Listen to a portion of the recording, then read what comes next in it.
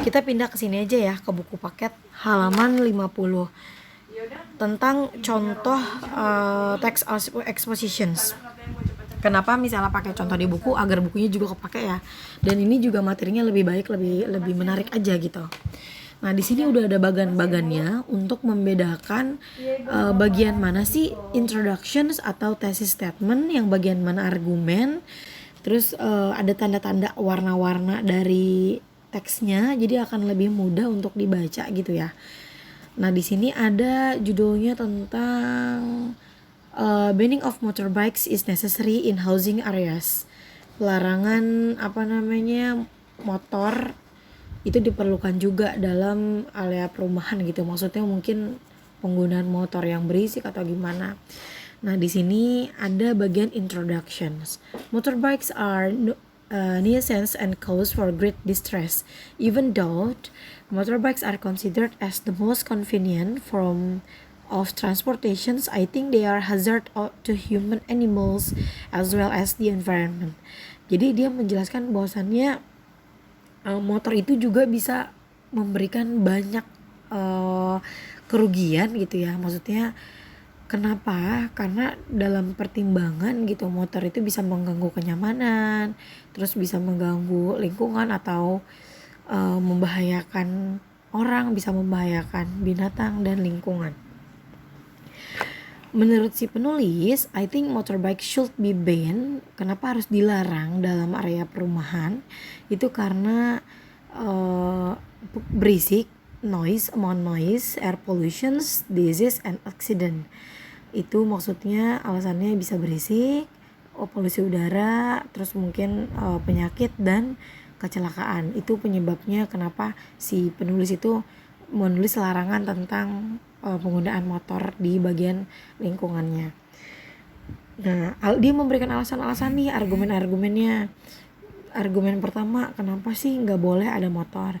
First, nah itu pertama, I would like to point out motorbikes major contributor to pollutions in the world. Nah, dia menjelaskan bahwasannya dia itu pemberi contributions polusi paling banyak gitu kan. Nah, argumen pertama tentang tentang polusi. Di sini ditandain warna hijau yang tebal itu tentang conjunctive relations.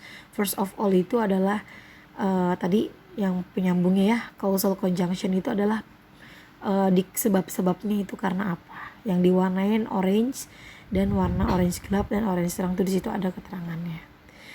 Argumen kedua, secondly, according to a report from BBC News Channel, motorbikes also responsible for causing disease. Nah, dia juga bisa menyebabkan sebuah penyakit. Kenapa? Bisa menyebabkan penyakit asma. Kemudian di sini asma, high blood pressure, some of disease of ghastly, karena disebabkan oleh gasnya itu udara dari from BBC News itu pada tahun 2009 ada penelitian tentang udara dari motor itu menyebabkan penyakit. Dan alasan yang ketiga, kenapa sih motor itu dilarang sama mereka? Suara brum-brum itu membuatkan keberisikan, noise in everywhere.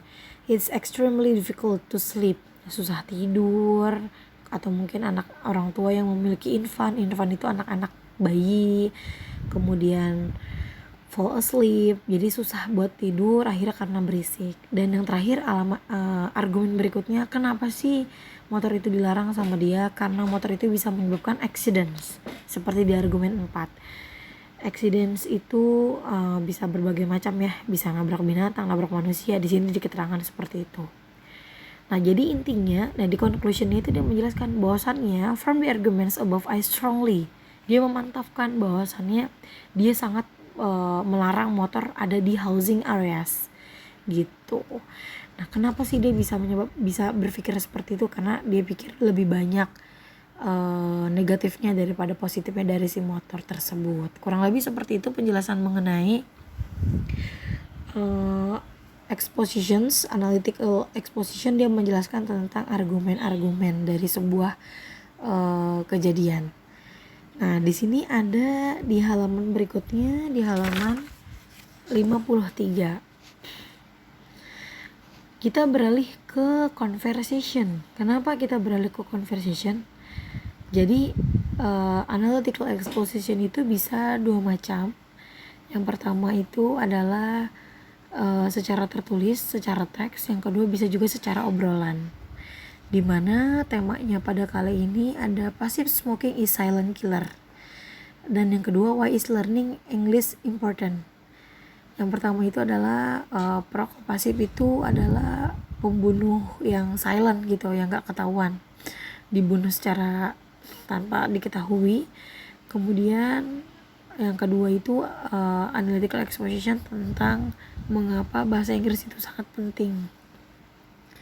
Di halaman berikutnya, jadi ada dua teks gini, dua bagan ini, student A sama student B. Miss Ella mau kalian itu bekerja sama antara dua teman mengerjakan satu tugas barengan aja, kelompokan.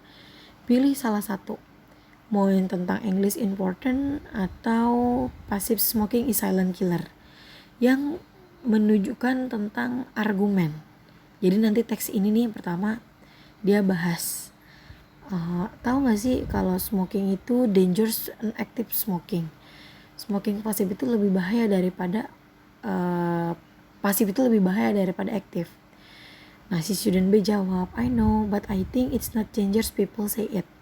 Jadi di sini nanti ada pro kontra. Si A itu pro, si B itu kontra. Nah, itu nanti ada argumen-argumen yang disampaikan. Yang tadi dalam bentuk teks dituangkan dalam bentuk dialog. Jadi tugas kalian itu membuat dialog nih pada kali ini. Membuat dialog, kemudian nanti kalian isi di sini sampai terisi semua. Nanti untuk 2 siswa itu 1 dialog saja. Jadi dialog dikerjakannya secara berkelompok. Begitu. Jadi ada 2 tema, nanti kalian bisa pilih salah satu tema tersebut. Baru habis itu kalian kumpulkan. Kumpulkannya seperti biasa, nggak usah lewat classroom karena lemot. Kalian kumpulkan aja langsung ke email Miss Ella. Jangan lupa disertakan nama kelompoknya. Oke? Nah, nanti saat mengumpulkan itu ada 2 yang dikumpulkan. Yang pertama itu adalah isian dialog ini. Yang kedua adalah rekaman suara kalian berdua yang digabungkan tentang berdialog. Kenapa sih belajar bahasa Inggris itu penting, atau passive smoking is silent killer itu apa? Nah, nanti kalian pilih salah satu. Setelah itu nanti kalian jadikan obrolan dan ada rekamannya. Jadi 2 yang dikumpulkan, satu bentuknya record, yang kedua itu bentuknya adalah teksnya. Oke, terima kasih atas perhatiannya. Wassalamualaikum warahmatullahi wabarakatuh.